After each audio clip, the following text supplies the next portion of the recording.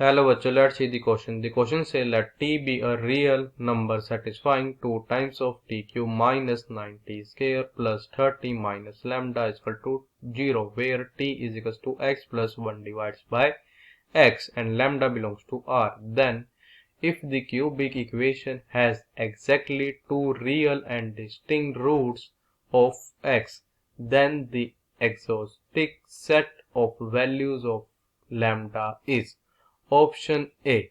Lambda belongs to open interval minus infinity comma 3 union open interval 30 comma infinity. Option B. Lambda belongs to open interval minus infinity comma minus 22 union open interval 10 comma infinity union 3. Option C. Lambda belongs to 3 comma 30. Option D. Open interval 3 comma 10. तो हमारे पास given है कि t हमारा एक real number है, वो अगर satisfy कर रहा है एक इक्वेशन को जो कि हमारे पास है 2 times of T cube minus 9 times of T square plus 30 minus lambda is equal to 0, जहाँ पे जो t है ये हमारा किसके इक्वल है x plus 1 divides bye x के, यहाँ पे लैम्डा हमारा बिलोंग कर रहा है r को, मीन्स रियल नंबर को। हमारे पास गिवन है कि इफ द क्यूबिक इक्वेशन का क्या हो एग्जैक्टली टू रियल और डिस्टिंक्ट रूट हो, देन हमको ये बताना है हमारे पास set of values of lambda क्या होंगी। हमारे पास ऑप्शन है 4, हमने बताना है उनमें से हमारा कौन सा ऑप्शन करेक्ट होगा।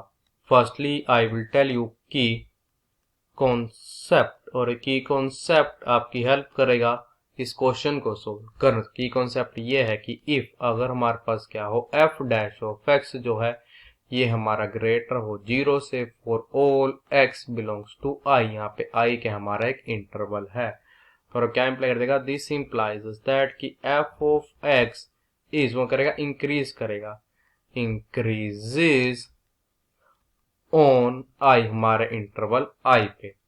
एंड इफ अगर हमारे पास क्या हो एफ डैश ऑफ एक्स जो हमारे के लेस देन हो 0 के for all x belongs to i 1, तो हमारा क्या इंप्लाई कर देगा, दिस इंप्लाइज दैट कि एफ ऑफ एक्स जो करेगा डिक्रीज करेगा, is decreases on i 1।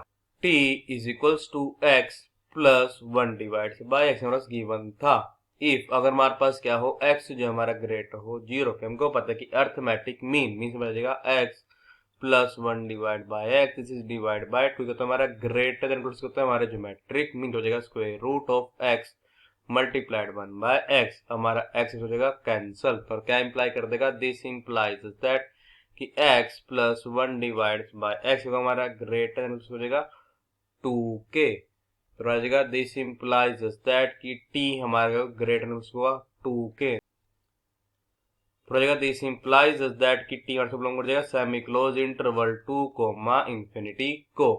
If अगर हमारे पास यहाँ पे क्या होगा x जो हो क्या हो लेस देन हो 0 के, तो सिमिलरली क्या आ जाएगा यहाँ पे, सिमिलरली हमारे पास यहाँ पे ये चीज आ जाएगी कि हमारे पास जो t है ये हमारे को बिलोंग कर जाएगा this belongs to semi open interval minus infinity comma minus 2, तो हमारे पास ओवरऑल क्या जाएगा कि t जो है हमारा किसको बिलोंग करेगा, ये हमारे बिलोंग करेगा semi open interval minus infinity comma minus 2 union semi close interval 2 comma infinity को। हमारे पास चीज तो क्लियर होगी। अब देखो हमारे पास गिवन यहाँ पे ये था कि 2 times of t cube minus 9t square plus 30 minus lambda ये हमारा इक्वल था 0 के, तो हमारा क्या इंप्लाई कर देगा, दिस इंप्लाइज दैट पा जाएगा कि 2 times of T cube minus 9 times of T square plus 30 this is equal to lambda. अब हम यहाँ पे करते हैं लेट करते हैं कि एफ ऑफ टी जो है ये हमारे किस इक्वल है 2 times of T cube minus 9 times of T square plus 30 के, तो हमारा क्या इंप्लाई कर देगा, दिस इंप्लाइज दैट क्या जाएगा एफ डैश ऑफ टी यहाँ पे ला जाएगा this is equal to 3 multiply 2 का जाएगा 6 इंटू टी स्क्वायर, फिर आ जाएगा minus 9 multiply 2 means 18 into T. F dash of T यहाँ पे था दिस इज इक्वल टू था 6 times of T into T minus 3 के। अब देखो हमारा जो टी था किसको बिलोंग कर रहा था, टी हमारे पे बिलोंग कर रहा था semi open interval minus infinity comma minus 2 union semi close interval 2 comma infinity को। तो हमारे पास इस इंटरवल में एफ डैश ऑफ टी हमारा ग्रेटर देन 0 कब होगा, जब टी हमारे से बिलोंग करे, जब टी हमारा बिलोंग करे यहाँ पे semi open interval minus infinity comma minus 2, फिर बचेगा union open interval 3 comma infinity.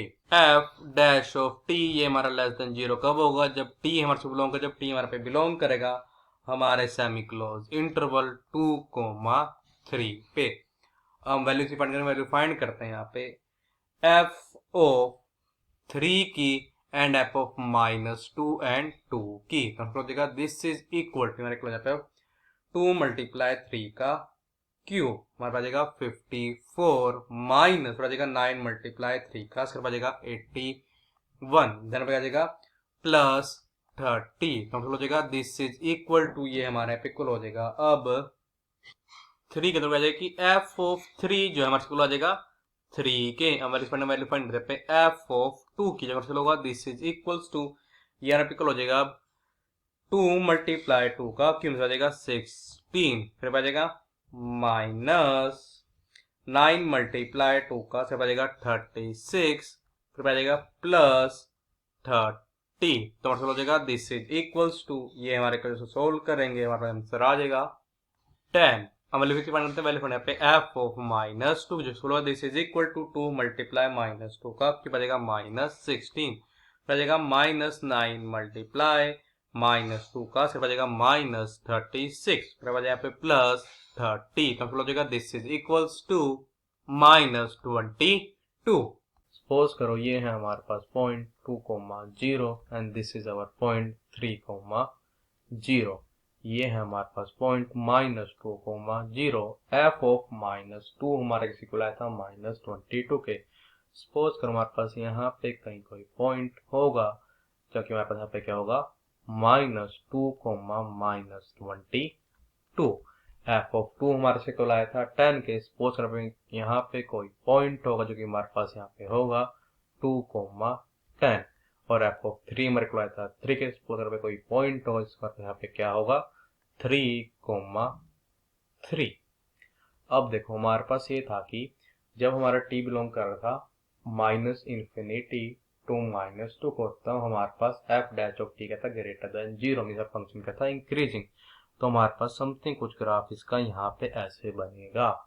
और हमारे पास जब हमारा टी बिलोंग कर रहा था हमारे इंटरवल 2 to 3 में, तो हमारा फंक्शन था डिक्रीजिंग हो जाएगा, कुछ ग्राफ इस टाइप का ऐसे बनेगा। फिर जब हमारे पास वैल्यू टी की ग्रेटर देन 3 थी तो हमारे पास फिर एफ डैश ऑफ टी क्या था ग्रेटर देन 0, तो हमारा फंक्शन क्या था मीन्स इंक्रीजिंग था। तो कुछ ग्राफ ऐसा बनेगा। अब देखो हमारे पास एक चीज थी गिवन की जो टी है किसके इक्वल था, this is equal to X plus 1 divides by X के। देखो अगर हमारे पास सिंगल वैल्यू यहाँ पे आती है टी की, तभी हमारे पे दो डिस्टिंक्ट वैल्यू आएंगी एक्स की। अगर आप लेंगे हम 2 वैल्यूज ऑफ टी तो हमारे पास 4 वैल्यू आ जाएंगी एक्स की, बिकॉज हमारे पास इस इक्वेशन कुछ ऐसे बन जाएगी जो कि हमारी क्वाड्रेटिक इक्वेशन होगी। अब देखो जब हमारे होगा जो ये हमारा एफ ऑफ टी है ये हमारे किस में लाई करता है, अगर ये हमारा बिलोंग कर रहा है माइनस -22 में, तब हमारे पास टी की सिंगल वैल्यू ही आएगी। बिकॉज अगर कोई भी यहाँ पे लाइन ड्रॉ करता है हमारे इस एक्सिस के पैरेलल, तो हमारी वो एफ ऑफ टी की ग्राफ पे सिर्फ एक ही पॉइंट पे मीट करेगी। तो यहाँ पे एफ ऑफ टी हमारा यहाँ पे बिलोंग किसको कर देगा, जब हमारे पास सिंगल वैल्यू होनी चाहिए टी की, तो ये हमारा बिलोंग करेगा यहाँ पे open interval minus infinity comma -22 को। देखो जब हमारे पास क्या होगा, जो हमारा एफ ऑफ टी है वो हमारा 3 to 10 के बीच में लाई करेगा। तो हम अगर यहाँ पे लाइन ड्रॉ करते हैं तो देखा जाए तो ये हमारा कर रहा है 2 पॉइंट पे मीट कर रहा है, तो और क्या आ जाएगी 2 वैल्यू आ जाएंगी टी की, बट हमको तो सिंगल वैल्यू ही चाहिए। जब हम ऐसे कोई लाइन ड्रॉ करते हैं मेरी पैरेलल तो होगी एक्सिस, बट वो हमारे सिर्फ इस 3 पॉइंट पे ही टच करके अपना सिंगल पॉइंट यहाँ पे आ जाएगा। तो यहाँ पे यूनियन हमारे पास सिंगल पॉइंट क्या होगा वो 3, और सिंगल कह सकते पे एफ ऑफ टी की मीन्स 3। अब देखो जब हमारे पास क्या होगा, जब हमारा ये जो एफ ऑफ टी है वो क्या ग्रेटर देन होगा 10 से, तो हम कोई भी लाइन ड्रॉ करेंगे हमारी एक्सिस के पैरेलल, तो वो हमारी एफ ऑफ टी के ग्राफ को सिर्फ सिंगल पॉइंट पे ही मीट करेगी। तो यहाँ पे सिंगल वैल्यू आएगी टी की। तो यहाँ पे यूनियन मार्क्स आ जाएगा, फिर ओपन इंटरवल 10, इन्फिनिटी, तो ऑप्शन बी करेक्ट है। So the final answer is option B is our correct option. I hope you understood it well. All the best. Thank you.